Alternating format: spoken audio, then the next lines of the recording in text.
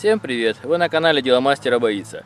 В этом видео я расскажу, как мы подвязываем огурцы на открытом грунте. Наши огурцы сорта Аякс посажены 2 недели назад и уже заметно выросли. Сейчас они будут стелиться, но места для их расстилания мало, поэтому придется сделать небольшую шпалеру и поднять их вверх. Похожая система подвязки огурцов в нашей теплице.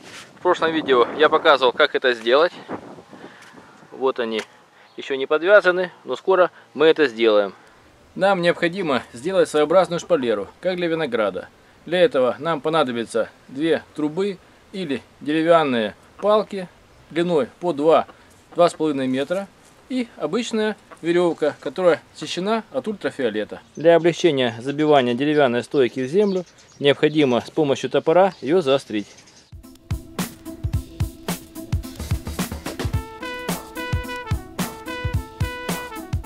Этого вполне будет достаточно. После этого забиваем 2 стойки с обоих сторон ряда огурцов.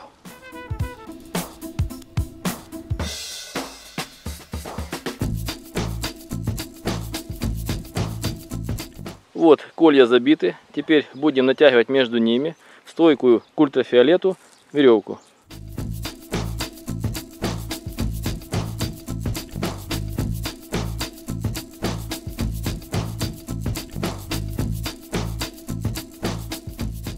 Перед подвязыванием огурцов желательно их не поливать, потому что одно неловкое движение и можно выдернуть весь куст вместе с корнем из земли.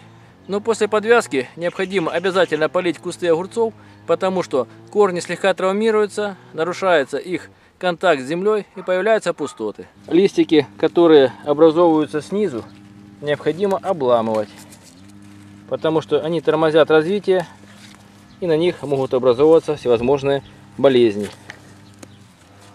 Здесь в одном месте посажено по 2-3 саженца огурцов, поэтому необходимо на каждый саженец провести одну веревку до верхней шпалеры. Берем веревку и привязываем возле корня огурца, примерно на расстоянии 1 см от земли. Делаем небольшую петлю, не туго, а с зазором, чтобы можно было им расти в толщину. И привязываем до верхней веревки.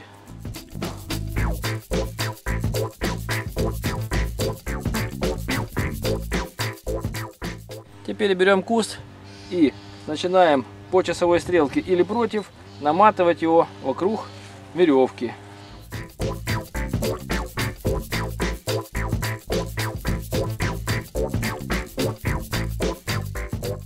Вот куст огурца подвязан, и в дальнейшем по мере роста мы будем окручивать вокруг веревки этот стебель.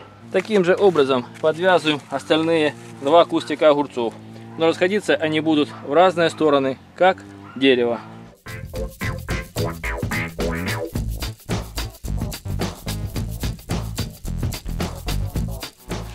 Привязываем веревку без узла с петлей, чтобы можно было в случае необходимости развязать это место и подтянуть веревку, которая натягивает куст.